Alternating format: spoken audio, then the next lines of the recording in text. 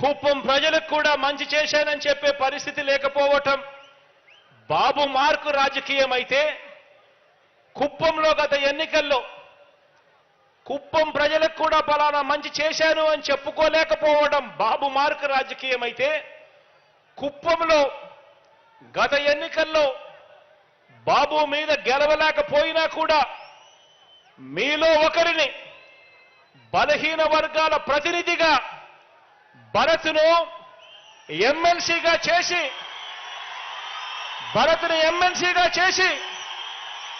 బలహీన వర్గాల ప్రతినిధిగా మీలో ఒకడిని ఎమ్మెల్సీగా చేసి అతన్ని ముందు పెట్టి ఇక్కడి పేద కుటుంబాలన్నింటికీ కూడా చరిత్రలో ఎప్పుడూ జరగని విధంగా, ఎన్నడూ జరగని విధంగా ప్రతి ఒక్క కుటుంబానికి మంచి చేయటం మీ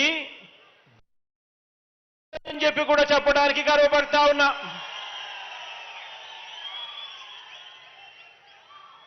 భరత్ను మన బలహీన వర్గాలకు చెందిన నాయకుడిని, మీ వాడిని ప్రతినిధిగా చేసి ఆయన 2019లో గెలవలేకపోయినా కూడా ఎమ్మెల్సీగా చేసి కుప్పానికి ఈ 5 సంవత్సరాలలో ఇంత మంచి చేశాం.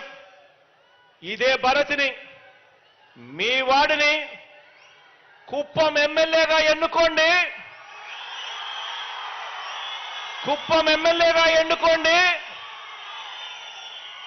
నా కేబినెట్ లో మంత్రిగా స్థానం ఇస్తాను, నా గుండెల్లో పెట్టుకుంటాను.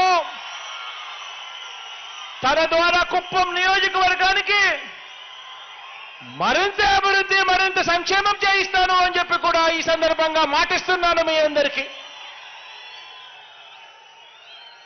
ఆలోచన చేయమని అడుగుతా ఉన్నాను. మరి ఏ మార్కు రాజకీయం కావాలి? ప్రతి ఒక్కరిని కూడా ఆలోచన చేయమని కోరుతా ఉన్నాను. ప్రజల గురించి ఆలోచన చేసే, పేదవాడి గురించి ఆలోచన చేసే, పేదవాడి భవిష్యత్ గురించి ఆలోచన చేసే మీ బిడ్డ మార్కు రాజకీయం కావాలా, లేక కేవలం ఎన్నికల్లో మిమ్మల్ని ఉపయోగించుకొని తర్వాత గాలి కొదిలేసే రాజకీయం చంద్రబాబు నాయుడు గారు చేస్తా ఉన్న రాజకీయం కావాలా? అందరూ కూడా ఆలోచన చేయండి. ఇదే పెద్ద మనిషి చంద్రబాబు నాయుడు గారు 14 సంవత్సరాలు ముఖ్యమంత్రి అయి కూడా తాను చేసింది ఏమిటి అంటే ఒక పెద్ద సున్నా కనిపిస్తుంది. కానీ ఎన్నికలు వచ్చేసరికి మాత్రం మళ్ళీ కోసం, మళ్ళీ మోసం చేయడం కోసం రకరకాల రంగులతో మేనిఫెస్టో తీసుకొని వస్తాడు. ఆ మేనిఫెస్టోలో ప్రతి ఇంటికి కేజీ బంగారం ఇస్తానంటాడు, ప్రతి ఇంటికి ఒక బెంచ్ కారు కొనిస్తానని చెప్పి కూడా అంటాడు. ఆలోచన చేయమని అడుగుతా ఉన్నాను. 14 సంవత్సరాలు ముఖ్యమంత్రిగా చేసిన ఈ వ్యక్తి, ఏ రోజైనా ఏ మంచి కూడా చెయ్యని ఈ వ్యక్తి ప్రతి ఎన్నికలప్పుడు కూడా ఒక రంగురంగుల మేనిఫెస్టో తీసుకొని వచ్చి ఏ రకంగా ప్రజలను వెన్నుపోటు పొడుస్తా ఉన్నాడు. ఇటువంటి వ్యక్తి మాటలను నమ్మగలమా అన్నది ప్రతి ఒక్కరూ కూడా ఆలోచన చేయండి. ఈ 57 నెలల కాలంలో మీ బిడ్డ ప్రభుత్వం చూశారు. ప్రతి ఇంటికి జరిగిన మంచి చూశాడు. పేదవాడి భవిష్యత్ కోసం మీ బిడ్డ పడతా ఉన్న తాపత్రయాన్ని మీరంతా కూడా చూశారు.